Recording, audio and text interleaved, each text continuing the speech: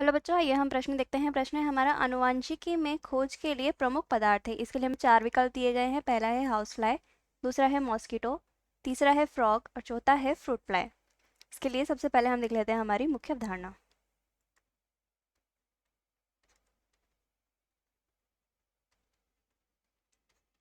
जिसमें हम देखते हैं कि जो आनुवंशिकी है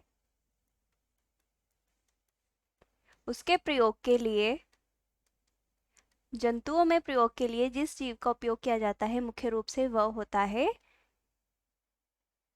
ड्रोसोफिला मेलेनोगेस्टर।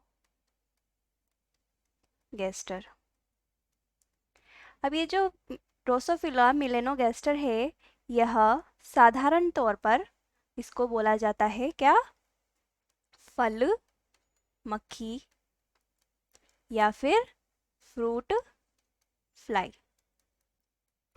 अब इसका उपयोग क्यों किया जाता है प्रयोगों के लिए, इसके लिए कुछ कारण है इसका। पहला तो ये कि इसका जो जीवन काल होता है वो महज 15 दिन का होता है। बहुत कम जीवन काल होने की वजह से यह कम समय तक जीवित रहती है और इसका अध्ययन किया जा सकता है। दूसरा है कि यह अधिक संख्या में संतति उत्पन्न करती है।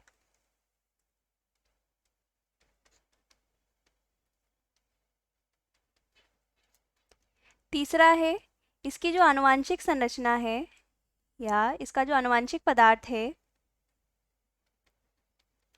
उसकी जो संरचना है वह 99.99% मनुष्य से मिलती जुलती है। इसलिए मनुष्य के लिए किए जाने वाले जो आनुवांशिकी खोज में प्रयोग है या आनुवांशिकी खोज के लिए जो मुख्य पदार्थ है वो होता है फ्रूट फ्लाई या फल मक्खी, जिसका नाम है ड्रोसोफिला मेलेनोगेस्टर। अब हम देख लेते हैं हमारे जो प्रश्न दिए गए हैं। पहला दिया गया है हाउस फ्लाई। हाउस फ्लाई का मतलब होता है घरेलू मक्खी,